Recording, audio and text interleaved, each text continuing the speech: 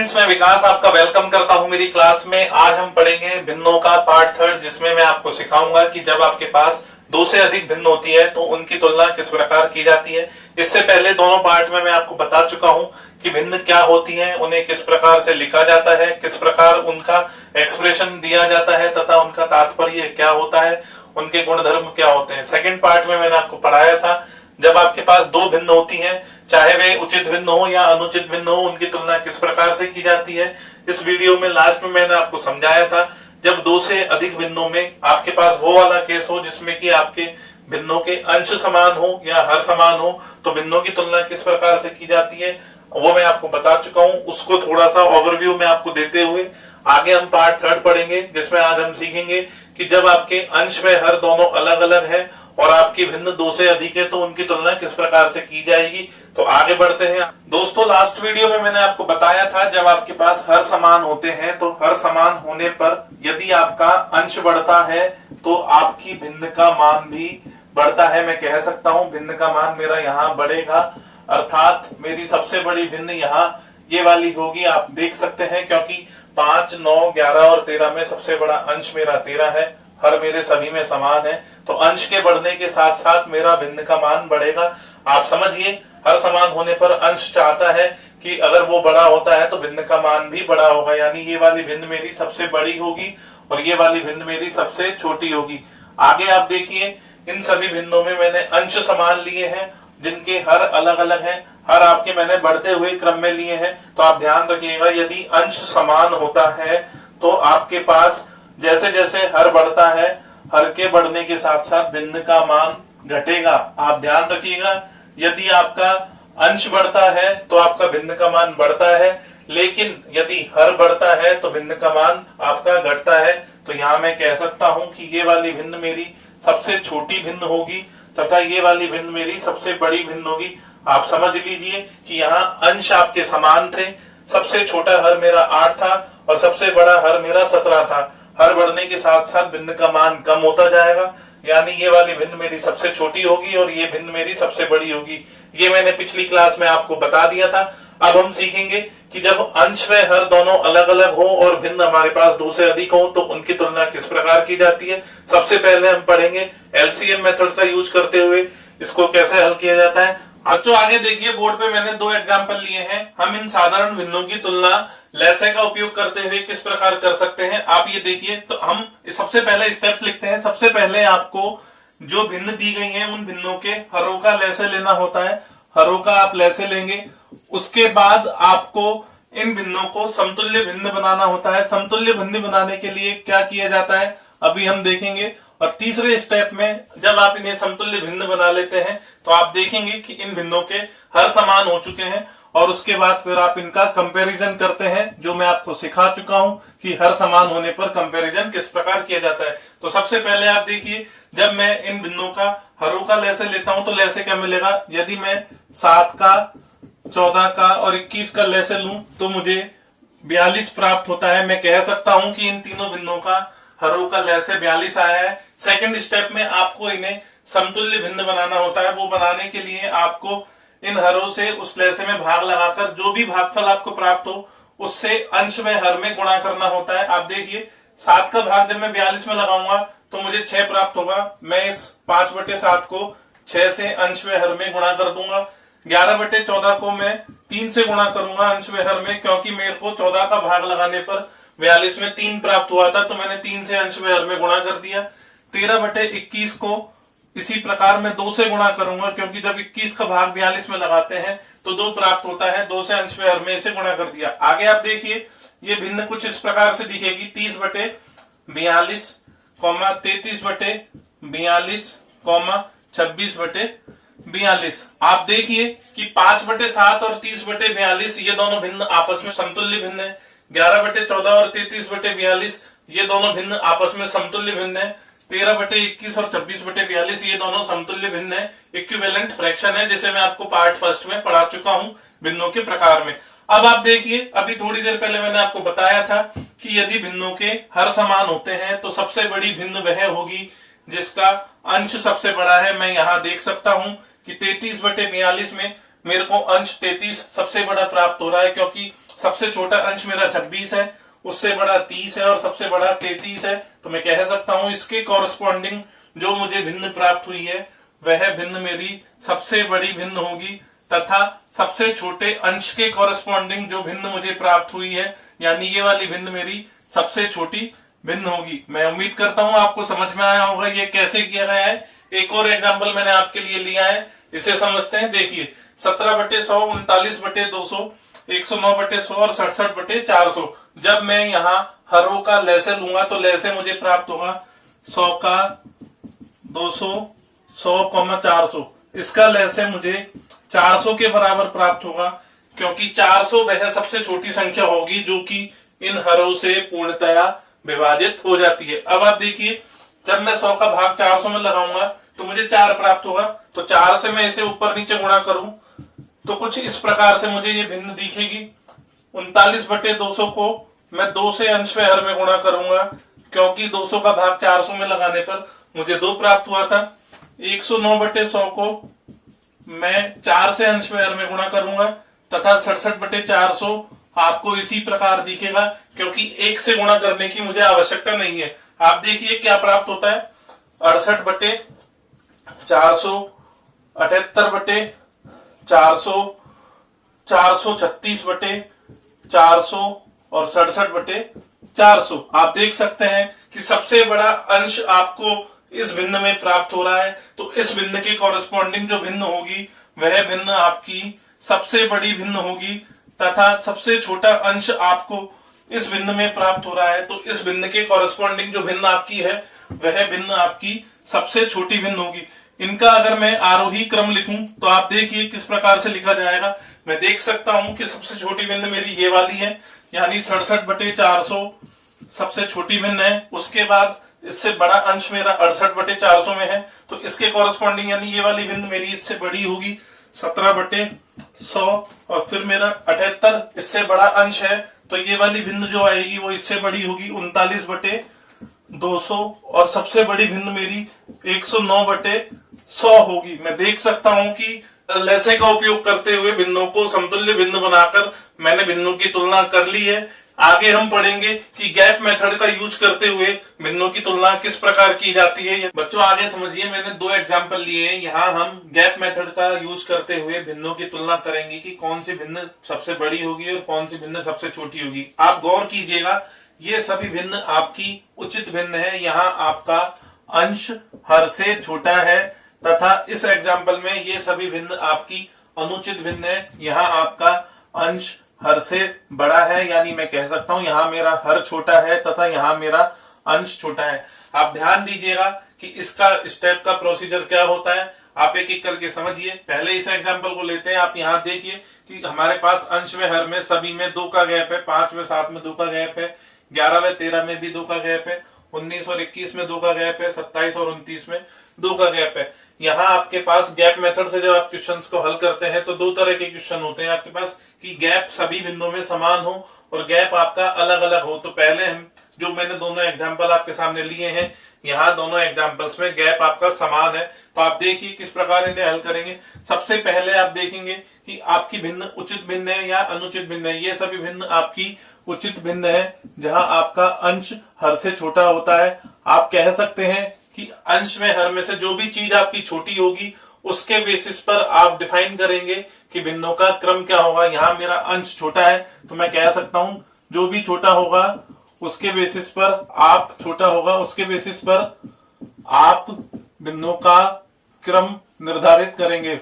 आप देखिए यहाँ मेरा अंश छोटा है तो अंश के बेसिस पर यदि मैं भिन्नों का क्रम निर्धारित करूं तो मैंने आपको बताया था आज क्लास की स्टार्टिंग में, अंश यदि बढ़ता है तो वो चाहता है कि भिन्न का मान बढ़ेगा। यानी मैं कह सकता हूं इन भिन्नों में जो अंश मेरा सबसे बड़ा होगा उस भिन्न का मान सबसे बड़ा होगा। आप देखिए यहाँ मेरे पास 5, 11, 19, 27 ये अंश मेरे बढ़ते हुए जा रहे हैं। मैं कह सकता हूं कि ये वाली भिन्न मेरी सबसे बड़ी भिन्न होगी तथा ये वाली भिन्न मेरी सबसे छोटी भिन्न होगी, क्योंकि यहाँ मैंने अंश के बेसिस पर डिफाइन किया है कि भिन्न का मान मेरा बढ़ेगा या घटेगा। और ये मैंने आपको बता दिया है कि स्टेप हमारा सबसे पहला यही है कि हम भिन्नों का क्रम उस बेसिस पर डिफाइन करेंगे कि अंश बड़ा है या हर बड़ा है, जो भी आपका बड़ा होगा उसके बेसिस पर आप क्रम निर्धारित नहीं करेंगे, जो चीज आपकी छोटी है उसके बेसिस पर आप क्रम का निर्धारण करेंगे।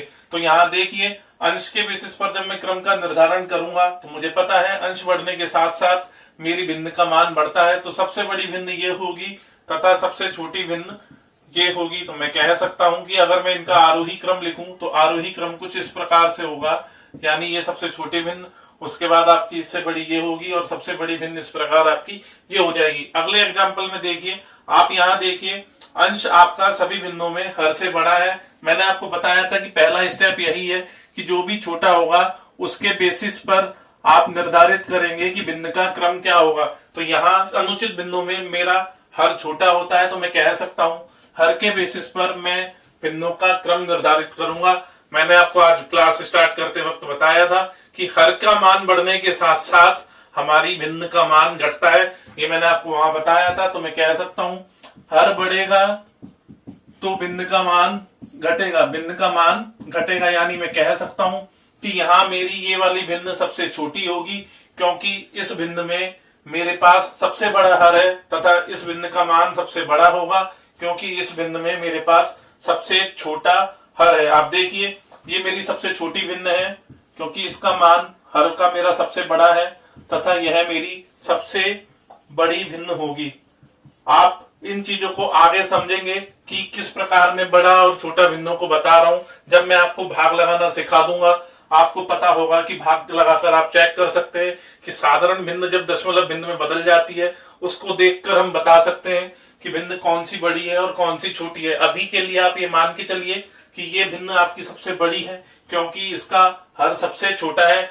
आगे बढ़ते हैं और देखते हैं कि यदि आपके पास अंश में हर का गैप समान नहीं है और भिन्नों की तुलना आपको करनी है तो किस प्रकार से आप करेंगे। बच्चों आप देखिए बोर्ड पे मैंने दो एग्जाम्पल लिए हैं, यहाँ पे दोनों ही एग्जाम्पल्स में मेरे पास गैप असमान है। ये मेरी तीनों उचित भिन्न है तथा ये तीनों मेरी अनुचित भिन्न है। यहाँ जब मेरे पास गैप असमान है तो उसको किस प्रकार हल किया जाएगा आप समझिएगा। देखिए 17 में और 20 में यहाँ 3 का गैप है, 25 में और 28 में यहाँ 3 का गैप है, लेकिन 29 और 33 में यहाँ 4 का गैप है। अब अगर आपसे बोला जाए कि बताइए कौन सी भिन्न बड़ी होगी और कौन सी छोटी होगी तो क्या प्रोसेस है, आप प्रोसेस को समझिए। सबसे पहला स्टेप जो हमारा होगा वो यही होगा कि आपको गैप समान करना होगा और गैप समान करने के लिए आपको गैप का लैसे लेना होगा। ऐसा करने के बाद आप देखेंगे कि आपका ये क्वेश्चन पिछले वाले केस में रिड्यूस हो जाएगा जिसमें कि हमने किया था जब हमारे पास गैप समान होते हैं तो भिन्नों की तुलना किस प्रकार की जाती है। आप देखिए यहाँ मेरे पास 3 और 4 का जब मैं लैसे लूंगा गैप का तो लैसे मुझे प्राप्त होगा 12। मैं कह सकता हूं कि इस लैसे से आप बता पाएंगे कि आपकी कौन सी भिन्न बड़ी है और कौन सी छोटी है। तो देखिए करना क्या है, आपको इस गैप का इस लैसे में भाग लगाना है। भाग लगाने पर आपको जो भागफल प्राप्त होता है उस भागफल से आपके भिन्नों के अंश में हर को गुणा करना है। तो 3 का भाग जब मैं 12 में लगाऊंगा तो मुझे 4 प्राप्त होगा। 4 से मैं इस अंश में हर को गुणा करूं तो 68/80 हो जाएगा। ये आगे यहाँ आप देखिए 3 का भाग जब 12 में लगाएंगे तो मुझे 4 प्राप्त होगा। 4 से जब इसे गुणा करेंगे तो 100/112 हो जाएगा ये। और यहाँ आप देखिए जब आप भाग लगाएंगे तो आपको 3 प्राप्त होगा। 29 से जब आप गुणा करेंगे तो 29 तिया 87 और 33 तिया 99। आप देखिए अब यहाँ आपके पास दोनों भिन्नों में अंश में हर में गैप समान है। अब आपको ये करना है, आपको चेक करना है कि अगर आपका अंश छोटा है तो अंश के सापेक्ष आप बताएंगे कि हमारी भिन्न बड़ी होगी या छोटी होगी, और हर छोटा है तो आप हर के सापेक्ष बताएंगे कि हमारी भिन्न बड़ी होगी या छोटी होगी। जैसा कि आप देख पा रहे हैं ये सभी आपकी उचित भिन्न है और उचित भिन्न में मेरा अंश हर से छोटा होता है। मैं कह सकता हूं कि यहाँ पे हम क्वेश्चन का निर्धारण अंश के रेस्पेक्ट में करेंगे कि कौन सी भिन्न बड़ी है और कौन सी छोटी है। आपको वीडियो के स्टार्टिंग में मैंने बताया था कि जैसे जैसे अंश बढ़ता है वैसे वैसे भिन्न का मान बढ़ता है। तो मैं कह सकता हूं कि यहाँ मेरे पास ये वाला अंश सबसे बड़ा है तो इसके कॉरेस्पॉन्डिंग जो भिन्न होगी वो मेरी भिन्न सबसे बड़ी होगी, तथा ये वाला अंश मेरा सबसे छोटा है तो इसके सापेक्ष जो भिन्न आएगी वो मेरी भिन्न सबसे छोटी होगी। तो ये सबसे छोटी भिन्न है तथा यह सबसे बड़ी भिन्न है। इनको अगर मैं अवरोही क्रम में लिखूं तो आप देखिए किस प्रकार लिखा जाएगा। ये मेरा सबसे बड़ा अंश है, तो इसके सापेक्ष मुझे जो भिन्न मिलेगी वो 25/28 है।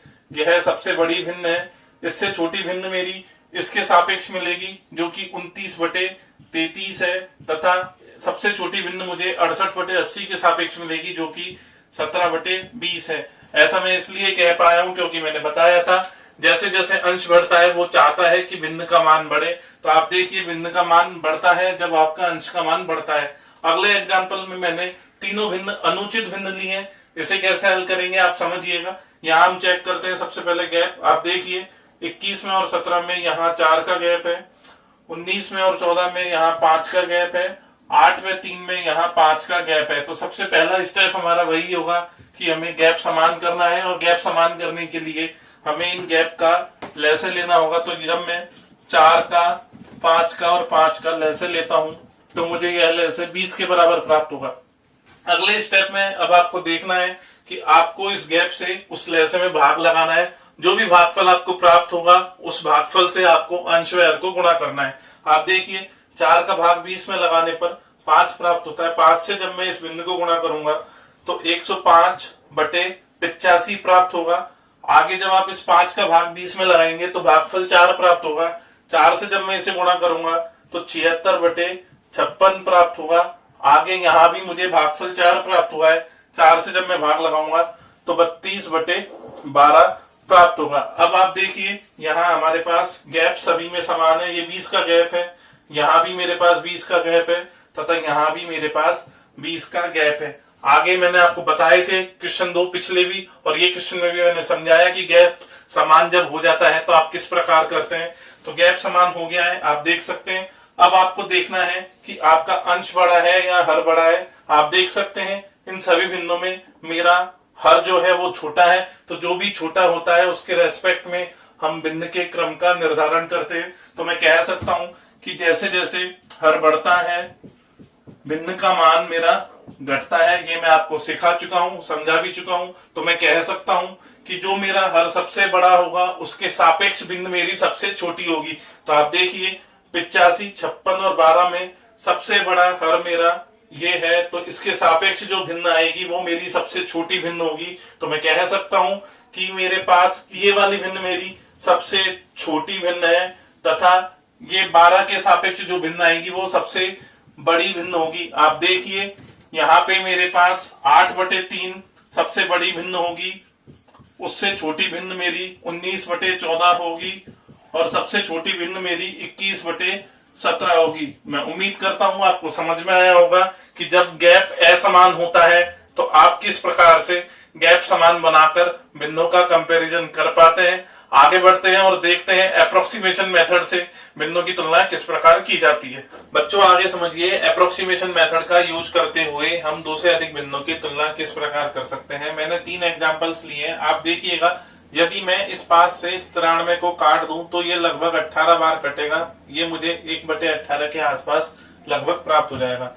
11 से मैं 70 को काटूं तो ये लगभग 6 बार कटेगा, और 21 से अगर मैं 211 को काटूं तो ये 10 बार लगभग कटता है। 21 दाई 210।